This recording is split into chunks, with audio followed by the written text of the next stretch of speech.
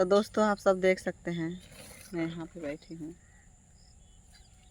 बहुत मुश्किल से बैठी हूँ क्योंकि मुझे बहुत दर्द हो रहा है।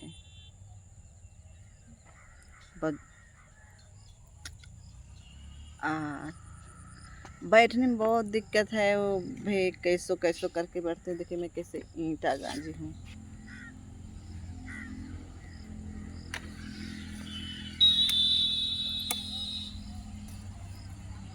बल्कि टहलती हूँ तो कोई दिक्कत नहीं रहता है।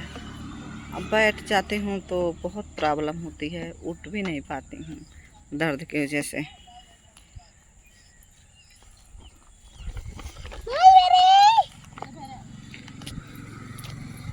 वो सब बच्चे खेल रहे हैं, बोल रहे हैं। बच्चे हैं, कौन रोक पाएगा बच्चों के? जो मूड में आएगा तो करेंगे।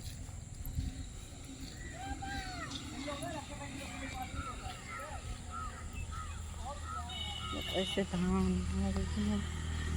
के पीछे पीछे चल रहे हैं।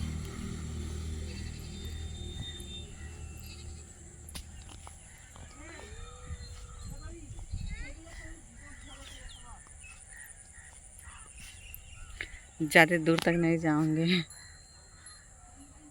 मेरा लड़का होगा वहाँ पुल पे बैठा होगा ना, बोलेगा, कहता है घर जा।